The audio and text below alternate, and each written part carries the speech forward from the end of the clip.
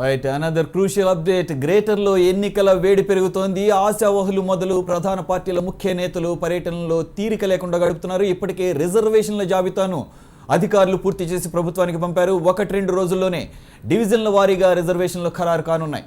దీంతో తమ డివిజన్లో రిజర్వేషన్పై టెన్షన్ పడుతున్నారు.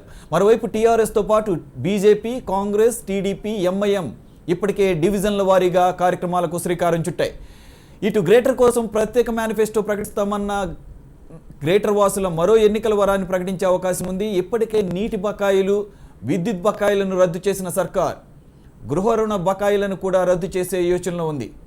అయితే దీనికి సంబంధించి త్వరలోనే ప్రకటన కూడా వెలువడొచ్చని అంటున్నారు. గృహ రుణ బకాయిల మాఫీతో ఎంతమందికి లబ్ధి జరుగుతుంది, బకాయిలు ఎన్నున్నాయి, మాఫీ ప్రక్రియను ఏ విధంగా అమలు చేయాలన్న దానిపై అటు బ్యాంక్ అధికారులు, ఇటు హౌసింగ్ అధికారులు కసరత్తు చేస్తున్నారు. మొత్తం మీద గృహ రుణాల బకాయిల లబ్ధిదారులు దాదాపు 6,600 మంది ఉంటారని అంచనా. మొత్తంగా గ్రేటర్ ఓటర్స్ను ఆకర్షించే వ్యూహాలతో టీఆర్ఎస్ సర్కార్ ముందుకెళ్తోంది.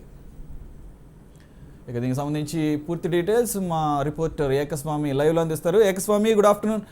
ఏకస్వామి, మొత్తానికి జిహెచ్ఎంసీ పరిధిలో ఉన్నటువంటి ప్రజలకు రకరకాల తాయిలాలు వస్తున్నాయి. జిహెచ్ఎంసీ ఎన్నికల నేపథ్యంలో కొత్తగా గృహ రుణ బకాయిలు అని చెప్పేసి వినపడుతుంది. దీనికి సంబంధించిన పూర్తి డీటెయిల్స్ ప్లీజ్.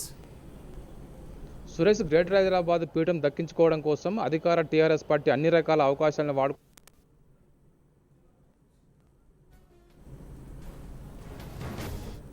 ఇప్పటికే ఆస్తి పన్ను బకాయిలు కానీ, నీటి పన్ను బకాయిలు కానీ, కరెంట్ బిల్లులు మాఫీగా చేసింది. మరోవైపు ఇప్పుడు నగర వ్యాప్తంగా ఉన్నటువంటి గృహాలకు సంబంధించిన వాటిని కూడా మాఫీ చేయడం కోసం ప్రయత్నం చేస్తుంది. గతంలో ప్రభుత్వ స్థలాల్లో ఇల్లు కట్టుకున్న వారికి కూడా పట్టాలు ఇచ్చింది. మొత్తానికి అందివచ్చిన ప్రతి అవకాశాన్ని ఎన్నికల కోసం ఉపయోగించుకోవడం కోసం అధికార పార్టీ ప్రయత్నం చేస్తుంది. మరోవైపు నగరంలో డబుల్ బెడ్రూమ్ పథకంతో ప్రజలకు వివరంగా వెళ్ళడం కోసం ప్రయత్నం చేస్తుంది.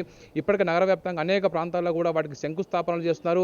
మంత్రులంతా కూడా ఆయా డివిజన్ల వారీగా, ఆయా కాన్స్టిట్యున్సీ వారిగా ఎప్పటికప్పటికి ప్రజలకు అందుబాటులోకి వెళ్తూ అభివృద్ధి పనులను పర్యవేక్షిస్తూ నగర వ్యాప్తంగా కూడా తమ పట్టును పెంచుకోవడం కోసం ప్రయత్నం చేస్తున్నారు. ఇప్పటికే డివిజన్ల వారికి సంబంధించిన పునర్విభజన అయిపోయింది. బీసీ లెక్కలు వచ్చాయి. ప్రభుత్వం నుంచి మొత్తం రిజర్వేషన్లకు సంబంధించిన వ్యవహారం కూడా పూర్తిగా జీవరూపణ బయటకు వచ్చింది.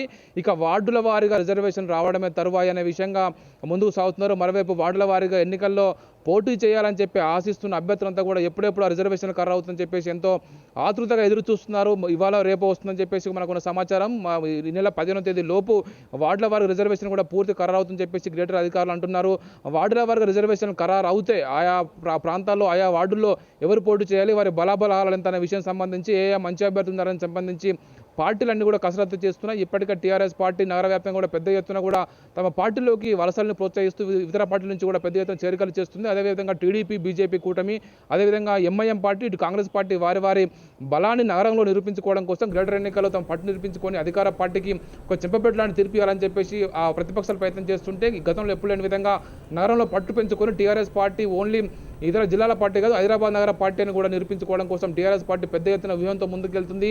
నగర ప్రజలకు సంబంధించిన ప్రత్యేక మేనిఫెస్టోతో ప్రత్యేక పథకాలను రూపొందించి వారి అభివృద్ధి పనులు ఏ విధంగా ముందుకెళ్తున్న విషయం సంబంధించి చెప్పడం కోసం టీఆర్ఎస్ పార్టీ ప్రత్యేక వ్యూహంతో ముందుకెళ్తుంది. ఇప్పటికే ఆయా డివిజన్ల వారీగా, ఆయా వార్డుల వారీగా బలమున్న అభ్యర్థులను తమ పార్టీలో చేర్చుకోవడం కోసం వ్యూహంగా ముందుకెళ్తున్నారు. మంత్రులందరికీ కూడా 1-2 నియోజకవర్గాలను అప్పచెప్పి ఆ నియోజకవర్గాలకు సంబంధించిన పూర్తి బాధ్యతలు ఆ మంత్రులే వహించే విధంగా, వార్డులో గెలిపించే విధంగా ఇప్పటికే పార్టీ అధినేత కేసీఆర్ వారికి సూచనలు ఇస్తున్నట్టు తెలుస్తుంది. అందులో భాగంగానే మంత్రులంతా కూడా ఆయా వార్డులకు సంబంధించిన బలమైన అభ్యర్థులంతా కూడా పార్టీలోకి చేరికల కోసం ప్రోత్సహిస్తున్నారు. దీనికి సంబంధించి ఒకవైపు తాయిలాలు ప్రకటిస్తూనే వారికి సంబంధించిన ఓట్లు రాబట్టుకోవడం కోసం వారికి ఎలాంటి పథకాలు మంజూరు చేస్తే తమకు ఓట్లు కురిపిస్తాయని సంబంధించిన తాయిలాలు ప్రకటిస్తూనే మరోవైపు పార్టీ గ్రేటర్ పీఠం తగ్గించుకోవడం కోసం ప్రయత్నం చేస్తున్నది. Thank you very much ఏకస్వామి.